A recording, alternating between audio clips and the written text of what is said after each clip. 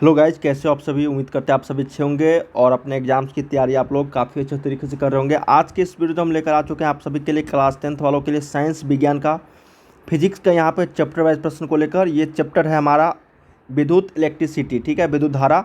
इस चैप्टर से जितने भी अभी तक प्रीवियस ईयर्स में क्वेश्चन पूछे जा चुके हैं वो तो हम लोग करेंगे और जो भी इंपॉर्टेंट क्वेश्चन बनते हैं आने वाले बोर्ड परीक्षा के लिए वो भी मैं आपको इस वीडियो में कवर करवा दूंगा, ताकि आप लोग को इस चैप्टर से जितने भी प्रश्न पूछे जाएंगे वो सारे के सारे आप लोग को यहाँ पे बनते हुए चले जाएंगे, ठीक है।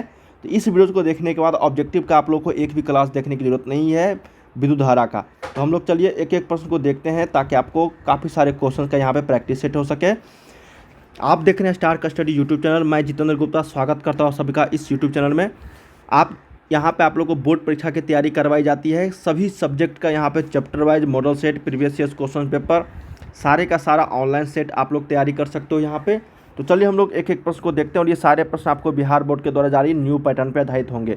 और ये हमारा इसी चैनल का ऑफिशियल वेबसाइट है starkstudy.com।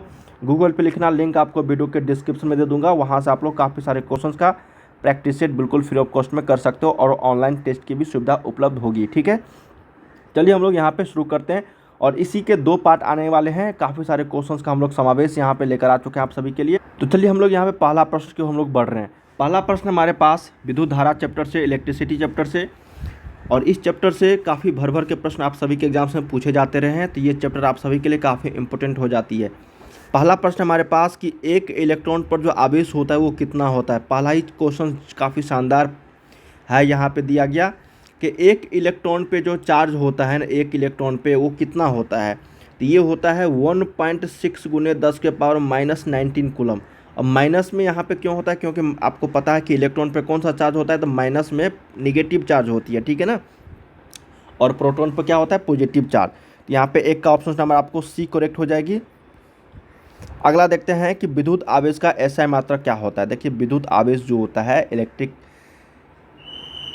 चार्ज जो होता है, यहाँ पे विद्युत आवेश का एसआई मात्रक देखिए पूछा जाता रहा। ये प्रश्न 2019 के बोर्ड परीक्षा में, 2021 के बोर्ड परीक्षा में पूछा जा चुका है कि विद्युत आवेश का, इलेक्ट्रिक चार्ज का जो एसआई यूनिट होती है ना, वो कूलम्ब होता है। क्या होता है, कूलम्ब होता है। तो इसको याद रखने के लिए आपको याद रखना पड़ेगा कूलम्ब, जिसको हम लोग किससे निरूपित करते हैं, सी से निरूपित करते हैं। जैसे यहाँ पे जो सी था, ये सारे जो आवेश होता है ना, चार्ज जो होता है, उसको हम लोग कूलम्ब में निरूपित करते हैं। कूलम्ब होता है उसका एसआई मात्रक, इसलिए इसका सही उत्तर कूलम्ब हो जाएगी। थर्ड नंबर है कि 1 माइक्रो एम्पियर के तुल्य कितना विद्युत धारा होगी। देखिए 1 माइक्रो एम्पियर के जो तुल्य होगा ना, ठीक है, वो कितना विद्युत धारा होगी। तो याद रखना होगा आपको, ये 10 के पावर -6 एम्पियर होगी। क्या होगी, 1 माइक्रो बराबर कितना होता है, 10 के पावर -6, ठीक है ना। 1 माइक्रो बराबर 10 के पावर -6। सही उत्तर ऑप्शन नंबर सी, 3 का सी करेक्ट हो जाएगा। और 9 में कितना होता है, 10 के पावर -9। दोनों प्रश्न आप सभी के पूछा जाएगा।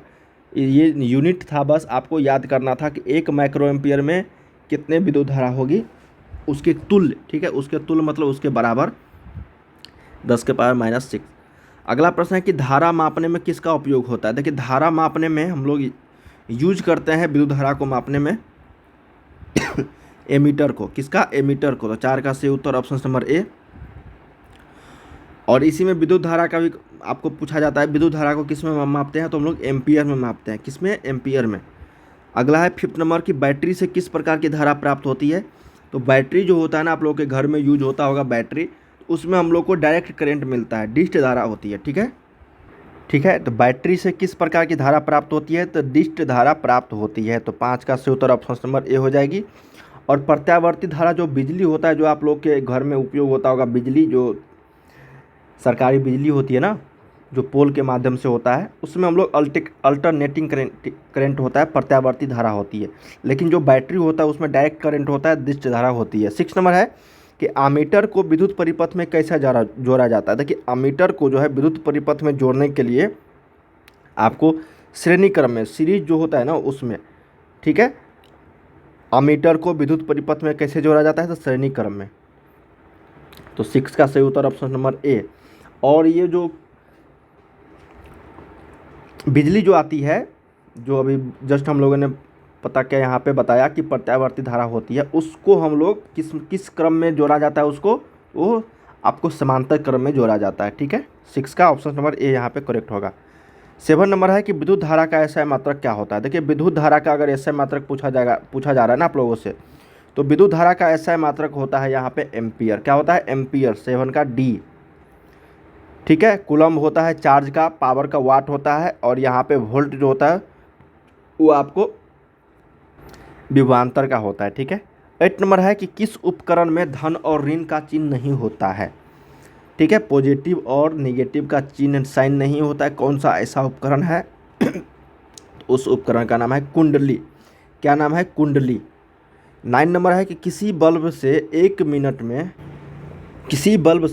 मिनट में 120 कूलम्ब आवेश प्रभावित हो रहा है, तो विद्युत धारा का मान क्या होगा? ये आपको फार्मूला बेस्ड क्वेश्चन है, न्यूमेरिकल प्रश्न है। ये भी प्रश्न आप सभी के एग्जाम्स में पूछा जाता रहा है। तो इसका जो आपको क्या क्या दिया गया है, तो टी बराबर 1 मिनट दिया गया है। टी बराबर 1 मिनट, इसको हम लोग सेकेंड में बदलेंगे तो आपको 60 सेकेंड हो जाएगा। ठीक है, और यहाँ पे कूलम्ब दिया गया है, मतलब क्यू का वैल्यू दिया गया है आपको 120 कूलम्ब। हमको पूछा गया आई का वैल्यू, जिसको हम लोग विद्युत धारा बोलते हैं, इसका मान पूछा गया। तो हम लोग जानते हैं फॉर्मूला, सूत्र जानते हैं कि Q बराबर होता है आई टी। क्या होता है? Q बराबर आई टी। तो हम लोग को I पता करना है, तो I बराबर क्या हो जाएगा? Q बटा में T। Q कितना दिया गया है आपको? Q यहाँ से हम लोग निकालेंगे, I बराबर Q बटा में T। Q दिया गया है 120, और T कितना दिया गया है? T नीचे में है, तो T यहाँ पे 60 सेकेंड दिया गया है। इसको कटाएंगे तो 60 दूनी 120 हो जाएगी। तो I का वैल्यू यहाँ पे 2 एम्पियर हो जाएगा। क्या हो जाएगा? 2 एम्पियर। 2 एम्पियर। यहाँ पे ऑप्शन नंबर आपको 9 का बी। ये फार्मूला बेस्ड क्वेश्चन था, बस आपको यहाँ पे फार्मूला याद होनी चाहिए। Q बराबर चार्ज बराबर होता है यहाँ पे विद्युत धारा एम्पियर गुने टाइम। ठीक है, विद्युत धारा गुने टाइम। चलिए 10 नंबर प्रश्न देखते हैं कि जब किसी चालक से विद्युत धारा बहती है तो गतिशील कण क्या होते हैं। तो गतिशील जो कण होता है वो आपको इलेक्ट्रॉन कहलाते हैं।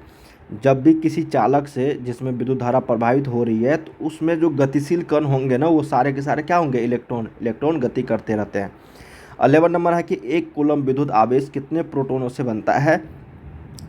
तो ये बहुत ही सिंपल है, जैसे अभी हम लोगों ने जस्ट पढ़ा कि 1.6 गुने 10 के पावर माइनस 19 कूलम्ब जो होता है, ये होता है ना 10 के पावर माइनस 19 कूलम्ब, ये इलेक्ट्रॉन पर आवेश होता है। उसी तरीके से हम लोगों से पूछा गया यहाँ पे कि प्रोटॉन पे कितना आवेश होता है। तो प्रोटॉन पे तो पॉजिटिव चार्ज होती है, इसलिए यहाँ पे हो जाएगा 6.25 गुने 10 के पावर 18। क्या हो जाएगा? 6.25 गुने 10 के पावर 18 होता है ये। लेकिन 1 कूलम्ब हम लोगों को पूछा गया है। क्या पूछा गया? 1 कूलम्ब। तो यहाँ पे ऑप्शन नंबर 11 का सी। ये आपको फार्मूला बेस्ड क्वेश्चन हो जाएगी। तो याद रखना है हमेशा कि 1 कूलम्ब विद्युत आवेश कितने प्रोटोनों से बनता है। तो 6.25 गुने 10 के पावर 18 कूलम्ब से। ठीक है, सही उत्तर यहाँ पे 11 का सी। पूछा जाता रहा ये प्रश्न, प्रीवियस ईयर्स में देख लेना। अगला है हमारे पास यहाँ पे प्रश्न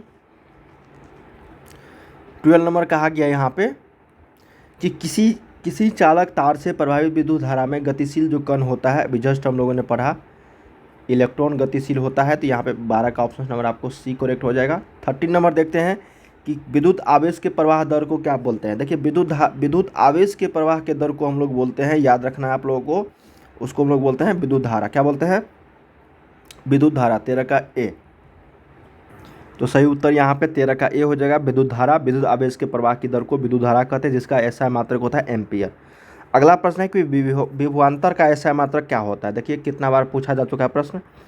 तो विभवांतर, पोटेंशियल डिफरेंस का जो एसआई मात्रक होता है, इसको याद रखना है आप लोग को, वोल्ट होता है। क्या होता है? वोल्ट होती है। ठीक है, वाट किसका होता है? तो शक्ति का, जिसको हम लोग पावर बोलते हैं। एम्पियर किसका होता है? इलेक्ट्रिक करंट, जिसको हम लोग विद्युत धारा बोलते हैं। अभी जस्ट हम लोगों ने पढ़ा विद्युत धारा। ओम किसका होता है? तो ये प्रतिरोध का होता है। किसका होता है? प्रतिरोध का एसआई मात्रक। किसी वोल्ट मीटर में स्केल पर 0 वोल्ट और 1 वोल्ट के बीच 20 विभाजन चिन्ह है, तो उस वोल्ट मीटर का जो अल्प मापांक होगा वो कितना होगा।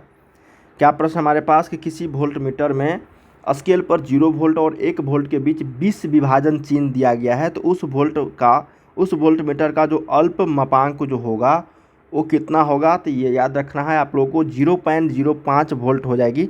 तो 15 का ऑप्शन नंबर आपको बी प्रश्न यहाँ पे उत्तर हो जाएगा। ठीक है, अगला प्रश्न देखते हैं 16 नंबर की विभवांतर मापने वाले यंत्र को क्या कहा जाता है। इंपॉर्टेंट है ये भी प्रश्न कि विभवांतर अगर हम लोग मापेंगे ना तो ये आपको वोल्ट मीटर से मापा जाता है। किसे? वोल्ट मीटर से। ऑप्शन नंबर 16 का बी।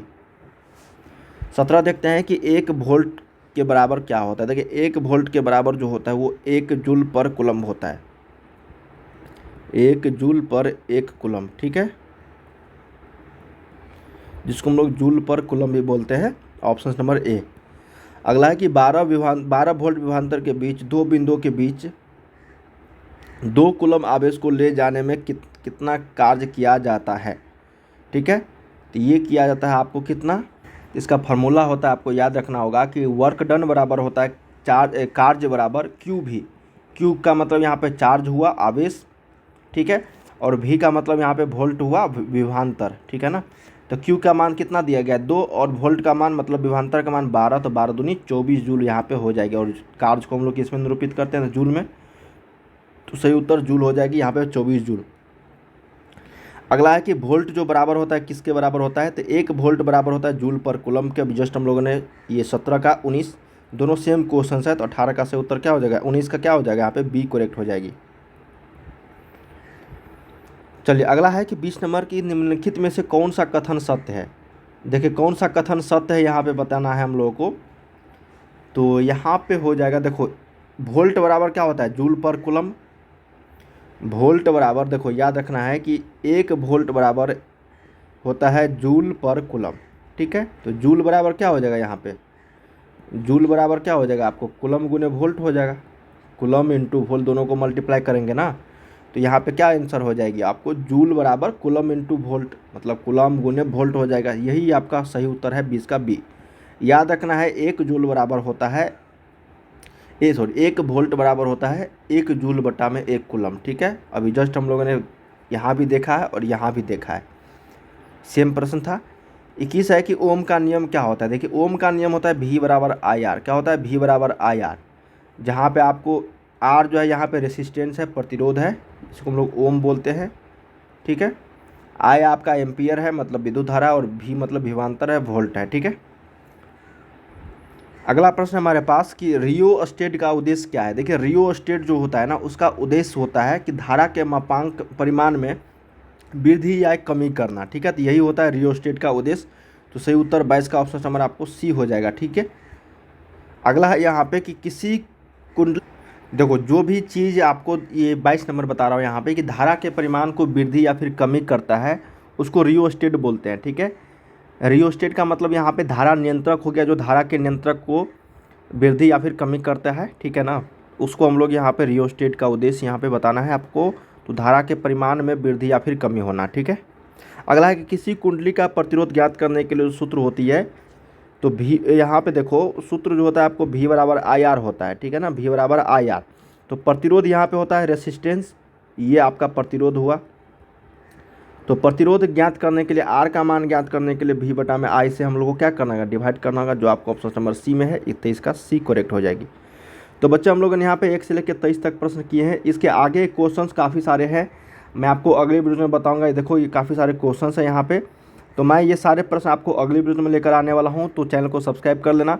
इसका पार्ट 2 बहुत जल्द आपको अपलोड मिल जाएगी इस चैनल के मदद से, ठीक है। जाके आप लोग जरूर प्रैक्टिस सेट करना इस चैनल के ऑफिशियल वेबसाइट से। मिलते हैं अगले वीडियो में, तब तक आप लोग पढ़ाई करते रहे। Bye bye.